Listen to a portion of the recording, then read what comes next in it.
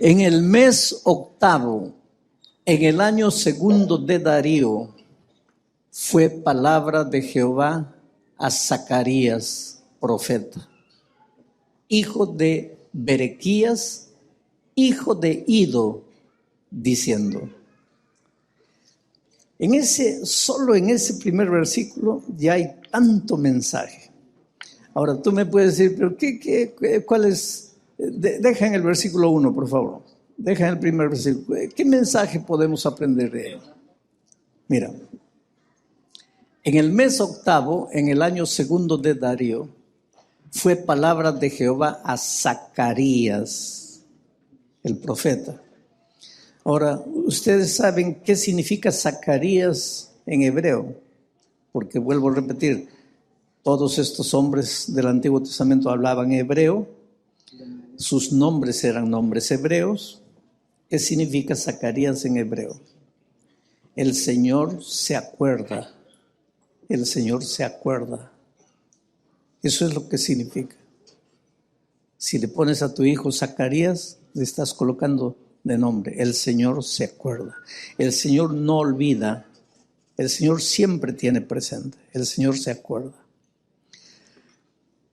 Fue la palabra de Jehová a Zacarías, profeta, hijo de Berequías. ¿Qué quiere decir Berequías en hebreo? El Señor siempre bendice. El Señor siempre bendice. Y dice el texto, fue palabra de Jehová a Zacarías, profeta, hijo de Berequías, hijo de Ido. ¿Y qué quiere decir Ido en hebreo? El tiempo se cumplirá. El tiempo se cumplirá. Ahora, ¿cuál es el mensaje? Recuérdense que Zacarías está escribiendo para el pueblo de Israel en un momento en que todavía sienten el yugo de la esclavitud del enemigo. El pueblo de Israel había sido perseguido, había sido humillado, había sido esparcido. Muchos habían sido llevados a Babilonia. Ahora algunos habían regresado, no podían reconstruir el templo, estaban viviendo un momento difícil, una experiencia dolorosa. Y cuando las tormentas llegan a nuestra vida, generalmente pensamos que no hay salida, no hay solución. Generalmente pensamos que lo que nos está pasando es la consecuencia de lo que hemos hecho. El otro día yo estaba en Brasilia temprano manejando mi carro y un hombre chocó contra un poste y el hijito se golpeó, estaba sangrando y llegaron los bomberos para recoger al niño, pero el hombre pateaba el poste, se golpeaba, se daba un cabezazo contra y decía, yo soy el culpable, mi hijo no tiene la culpa. Señor, yo tengo la culpa, mis pecados. Es que el ser humano es así. El ser humano, cuando algo de malo le pasa, piensa, no, yo soy el culpable, Dios me está castigando. Pero Dios no trabaja de esa manera. El problema es que nosotros a veces tenemos ideas falsas de Dios. Dios no trabaja de esa manera. Pero el pueblo de Israel, pues, ahora en la esclavitud, en el exilio, pensaba, todo es castigo de nuestra. Y realmente, pues de alguna manera, la conducta de ellos los llevó. Se habían olvidado de Dios. Cuando te olvidas de Dios, cuando te separas de Dios. Yo siempre digo así, tienes que estar agarrado de Dios aunque estés sangrando, aunque estés herido, aunque hayas fracasado, aunque estés derrotado, agárrate de Dios, no te sueltes. El diablo te puede hacer lo que tú quieras, te puede tirar al suelo, puedes caer, pero no sueltes. Haz como la mujer, aquella mujer que estaba con flujo de sangre. No era digna, no merecía en aquel tiempo una mujer que estaba con flujo de sangre, no podía siquiera asomarse al templo, mucho más ahora acercarse al Señor Jesucristo. Pero esa mujer dijo, voy a tocar su vestido. Y la gente la botaba. No, sal de aquí, quédate. Pero ella, no, yo tengo que tocar. Ese es el asunto. Está bien, fracasaste, perdiste, caíste, pecaste. Eres un pobre ser humano que está peregrinando en el desierto de esta vida. Pero por más que te suceda lo que te suceda, no largues la iglesia, no largues a Jesucristo, no te vayas, no abandones todo. Aunque estés mal, agárrate. Agárrate del Señor Jesucristo. Pero el pueblo de Israel pues se sentía culpado, se sentía mal. Ahora mira cómo es maravilloso Dios. Le levanta al profeta Zacarías. Y solo el nombre del profeta Zacarías ya era un mensaje. Y en ese primer versículo que Zacarías escribe, ya hay un mensaje completo. ¿Cuál es el mensaje? Zacarías, el Señor se acuerda. Berequías, el Señor se acuerda que ha prometido bendecir a su pueblo. Ido en el momento exacto. Mira el mensaje poderoso en 3 nombres aparentemente simples. Yo te digo en el nombre de Jesús esta noche una cosa. El Señor se acuerda de las promesas de bendición que te ha dado en su palabra. Pero va a llegar el momento exacto para el cumplimiento de esas promesas. Hay muchos padres que me procuran con una preocupación. Mi hijo está fuera de la iglesia. Mi hijo no quiere saber nada de la iglesia. Mi hijo ha abandonado la fe. El otro día un padre me dice, pastor, usted hizo la presentación de mi niño cuando era pequeñito. Usted lo dedicó. Ese muchacho que usted dedicó, la semana pasada fue preso en la carretera en alta velocidad por la policía. Y llevaba en su maletera 20 kilos de cocaína. Y ojalá que mi hijo se hubiera entregado. Al verse preso, mató a un policía.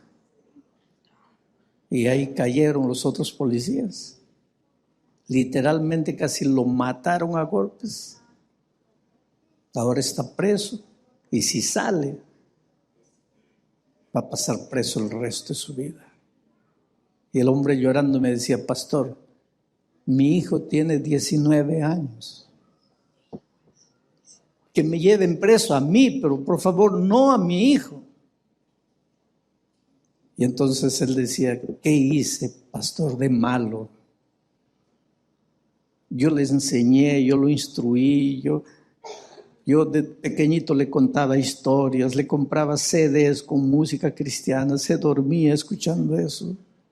¿Dónde fallé? ¿Por qué hoy día está lejos de la iglesia? ¿Por qué no quiere saber nada de Dios? Y muchos padres me preguntan eso, ¿qué hago con mi hijo? Hay 3 promesas en la Biblia que me gustan, y esta es promesa para padres. La primera es, instruye al niño en el camino en que debe andar, y aun cuando fuere viejo, no se olvidará. Segunda promesa, echa tu pan sobre las aguas, y después de muchos días, lo encontrarás. Tercera promesa, mi palabra no volverá a mí vacía.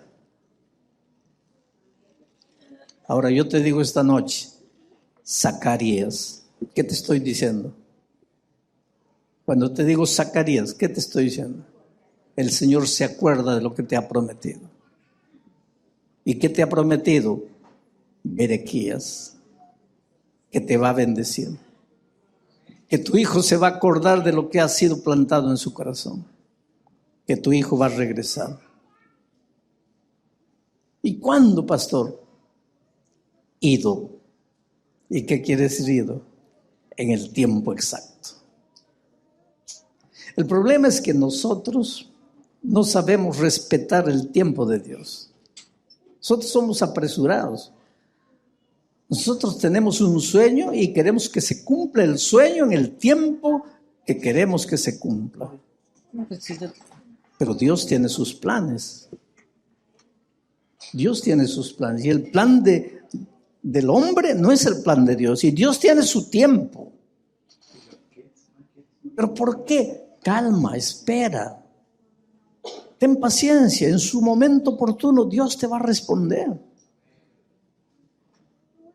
Jacob tenía un sueño, casarse con Raquel, una mujer bonita.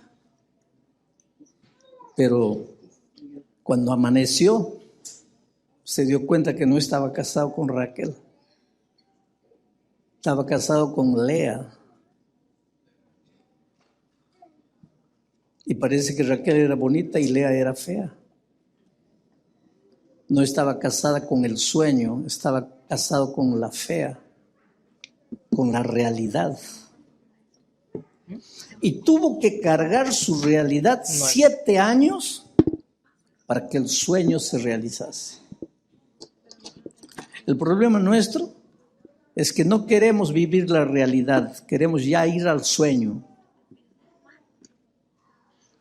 Yo sueño con viajar a Japón, pero vive primero tu realidad, lava platos, lava baños. Es tu realidad fea, horrible, pero entonces tú quieres saltar al sueño, no quieres la realidad. Pero Dios tiene su tiempo y antes de darte el sueño, Dios te educa y el proceso de educación lleva tiempo. 7 años tal vez. Ahora vamos al versículo 2 y 3 para que ustedes vean lo que estamos todos haciendo introducción para llegar al centro del mensaje de esta noche, la túnica. Entonces, ¿qué es lo que el mensaje que Zacarías escribe al pueblo? Enojóse Jehová con ira contra vuestros padres. Interesante que ese enojarse no es el enojarse nuestro. En realidad, en el original hebreo se leería, se entristeció, se resintió, se dolió. No es enojar, porque nosotros pues entendemos el enojo y se lo atribuimos a Dios proyectando nuestro enojo. Nuestro enojo no es el enojo de Dios. ¿Cómo es nuestro enojo? El hijito está corriendo ahí en la sala y tú estás trabajando. Hijito, para. Y él sigue corriendo y tú trabajas. Hijito, por favor, para.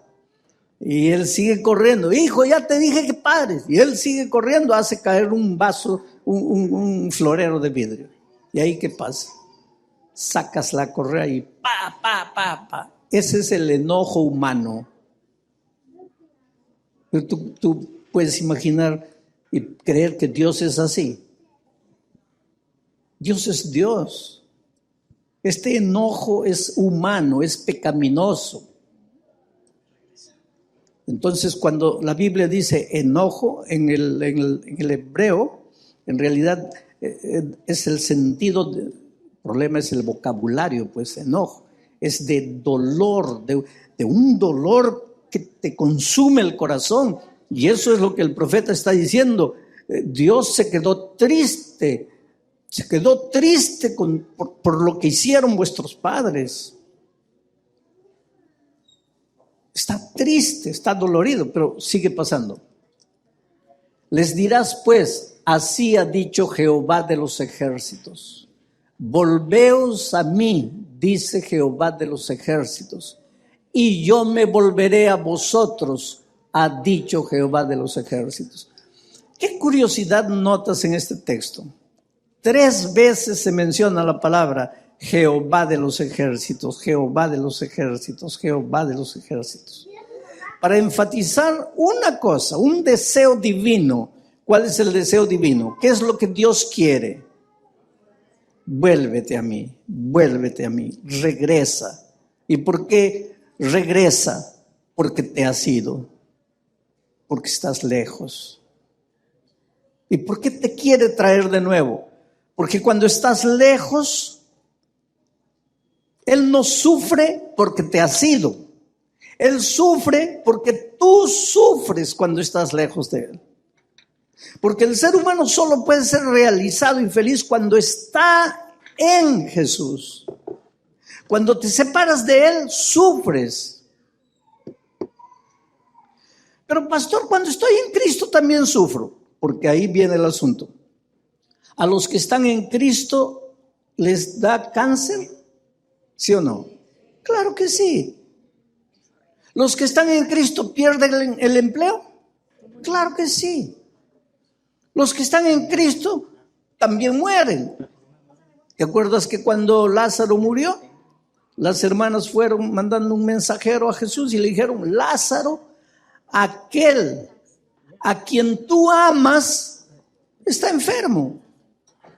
Lázaro amaba a Jesús y sin embargo se enfermó. Jesús amaba a Lázaro y sin embargo se enfermó, y no solo se enfermó, sino que murió. Entonces, por favor, cuando te van mal las cosas, cuando pierdes el empleo, cuando te da cáncer, cuando tu hijo fallece, no digas: Dios no me ama. Porque a los que Dios ama también sufren, porque todos estamos caminando en el desierto de esta vida. Y en el desierto de esta vida falta a veces pan, falta agua, falta ropa, falta zapato. Estamos en el desierto de esta vida. Y otra cosa, vamos envejeciendo en el desierto de esta vida. Entonces en Cristo también puedes sufrir. Pero hay una diferencia. Cuando sufres lejos de Dios es una cosa. Cuando sufres en Jesucristo es otra cosa. ¿Cuál es la diferencia? La esperanza. El que está lejos de Dios sufre y no sabe qué hacer, enloquece, se desespera, agarra un revólver, se da un tiro. Y el que está en Jesús también puede sufrir, porque estamos en este mundo. Solo cuando Cristo venga se acabará el sufrimiento. Pero cuando estamos en Cristo hay esperanza y sabemos que este dolor va a pasar. Esta tristeza va a llegar al fin. Mi matrimonio se deshizo, pero Dios va a corregir las cosas de una manera que yo no veo. Mi hijo murió, estoy sufriendo, pero este dolor va a pasar. He perdido el empleo, yo sé, pero tal vez Dios tiene para mí un empleo mejor. Esa esperanza solo la puede tener quien está en Cristo. Entonces, ¿por qué Dios te llama a Él? ¿Para que no sufras? No. Te llama para que no te desesperes. Porque lejos de Él, el sufrimiento te consume, te acaba, te destruye por completo. Por eso, en este versículo se repite 3 veces la invitación: volver, volver, volver, ven. Necesitas regresar a Jesús esta noche, necesitas devolverte a Él, necesitas entregarle tu corazón. Algunos necesitan volver, otros nunca han venido a Jesucristo. Tú puedes estar en la iglesia y lejos de Dios. Vuelvo a repetir: ve a Jesús, agárrate de Jesús, aunque estés herido, aunque estés sangrando, agárrate de Jesús. Ahora, con esta introducción de Zacarías, vamos al texto que es el centro del mensaje de esta noche. Y eso está ya en el capítulo 3, a partir del versículo 1. Voy a leer ahora sí toda la historia. Dice así: y mostróme a Josué. Zacarías está relatando, contando lo que pasó. Y dice que el Señor en la visión le mostró a Josué, solo que este Josué no es el Josué que llevó a Israel a la conquista de la tierra prometida, no es ese Josué. Este es Josué el sacerdote, otro, era un sumo sacerdote en los tiempos de Zacarías. Dice: y mostróme a Josué, el gran sacerdote, el cual estaba delante del ángel de Jehová. Y Satán estaba a su mano derecha para serle adversario. Y dijo Jehová a Satán: Jehová te reprenda, oh Satán. Jehová, que ha escogido a Jerusalén, te reprenda. ¿No es este, refiriéndose al sacerdote Josué, tizón arrebatado del incendio? Y Josué estaba vestido de vestimentas viles y estaba delante del ángel. Y habló el ángel e intimó a los que estaban delante de sí, diciendo: quitadle esas vestimentas viles. Y a él dijo: mira que he hecho pasar tu pecado de ti y te he hecho vestir de ropas de gala. Vuelve al versículo 1. Ahora vamos a entender el mensaje bonito. En primer lugar, Dios es real. Jesucristo es real. Los discípulos, Pedro, Mateo, Juan, ellos tuvieron un privilegio que nosotros no tenemos. ¿Cuál fue el privilegio? Ellos anduvieron con Jesús, pero anduvieron físicamente con Él. Ellos lo vieron con sus ojos, ellos lo tocaron con sus manos. Recuérdate que Juan recostó la cabeza en el corazón de Jesucristo. ¿Ya pensaste tú si tuvieras tú la oportunidad de recostar la cabeza en el corazón de Jesucristo? Pues Juan tuvo. Los discípulos tuvieron una experiencia que nadie tuvo en la historia.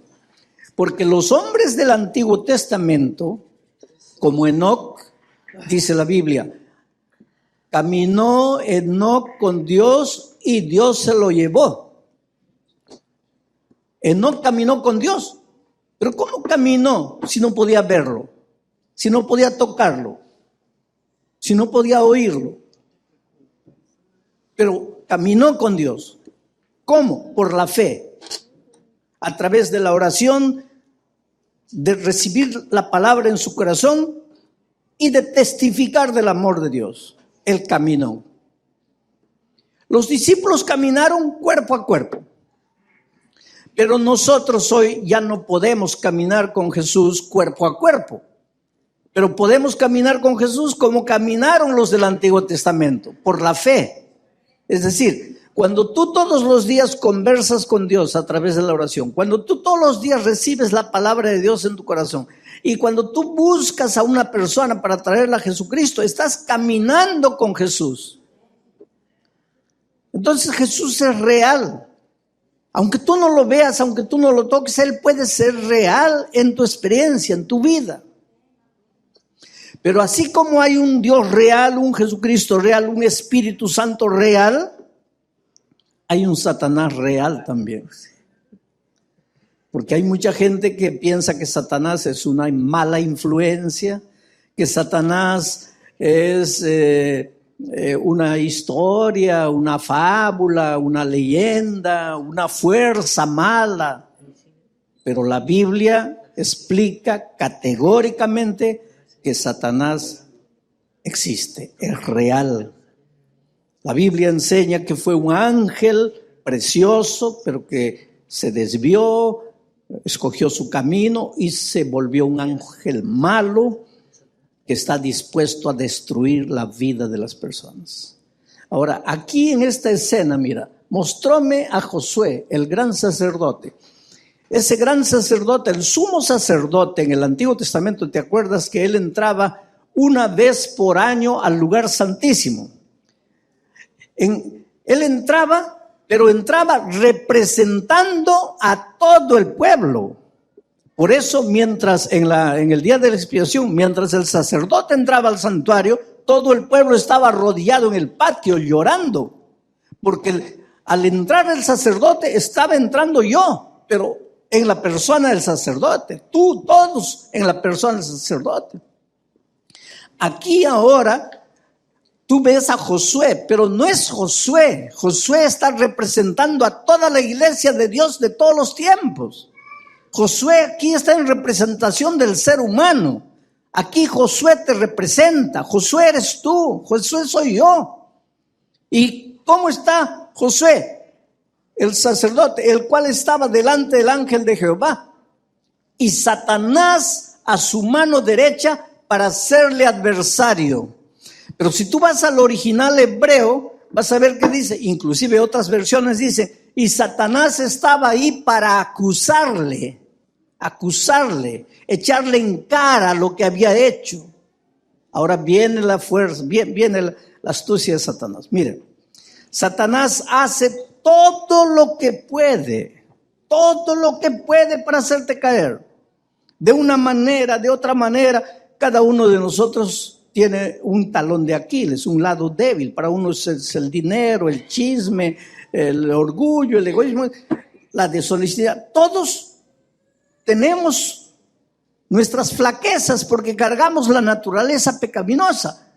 Satanás aprovecha eso y hace todo lo que pueda para que caigas. Una vez que caíste, él es el primero en venir.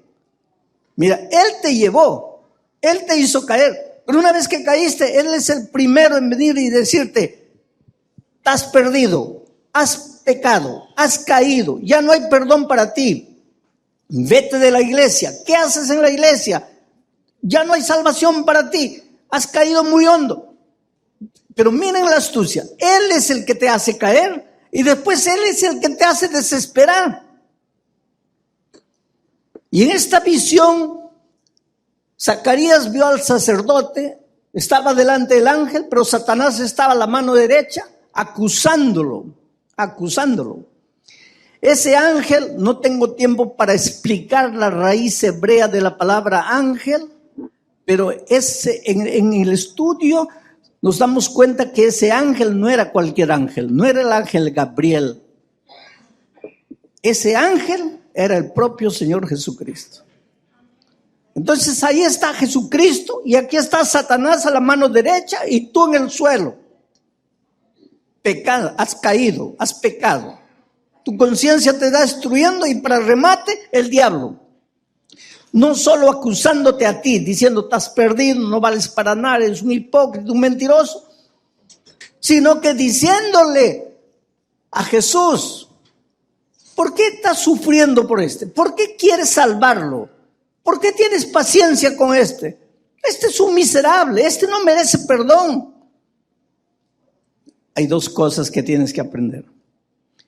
Cuando el diablo te habla a ti acerca de Dios, te miente, porque te hace pensar que Dios es un Dios castigador, tirano, abusivo. Pero cuando el diablo le habla a Dios acerca de ti, dice la verdad. Porque todo lo que él dice, realmente hemos hecho. Y porque hemos hecho, merecemos la muerte. Porque la Biblia dice que la paga del pecado es la muerte. Esta es la escena. Jesucristo de un lado, nosotros en el suelo, y no solo en el suelo, sino vestidos de inmundicia. Mira, pasa el siguiente versículo. Y dijo Jehová a Satán: Jehová te reprenda, oh Satán. Jehová que ha escogido a Jerusalén te reprenda. ¿No es este tizón arrebatado del incendio? Pasa. Y Josué estaba vestido de vestimentas viles, sucias, y estaba delante del ángel. Aquí está la situación de este pobre ser humano pecador. Soy yo. Herido, sangrando, he pecado, he caído, he fallado. Estoy vestido de trapo de inmundicia, porque todo lo que yo haga queriendo hacer bien es trapo de inmundicia. Estoy desnudo, semidesnudo, ridículo, perdido, destruido, acabado. Y como si eso fuera poco, el diablo que me llevó para allá, el primero en echarme la cara, en decir que no valgo, que estoy perdido, que estoy acabado. Y Jesucristo del otro lado. Ahora viene Jesucristo. Y le dice al diablo: todo lo que tú dices respecto de él es verdad. ¿Tú crees que yo no sé? Yo sé todo, yo veo todo. Eso que tú estás hablando de él es verdad. Pero hay algo que tú no sabes. Este hombre ha confiado en mí. Y aunque ha caído y ha caído feo, mira lo que voy a hacer. Y Jesús arranca la ropa inmunda del hombre, agarra su blanco manto de justicia y lo viste de ropa real, ropa de rey, ropa de príncipe. Y esta noche yo quiero decirte una cosa, querido. No importa lo que hayas hecho, no importa cómo hayas vivido, no importa cuán hondo hayas caído, merecemos la muerte, todos nosotros merecemos la muerte.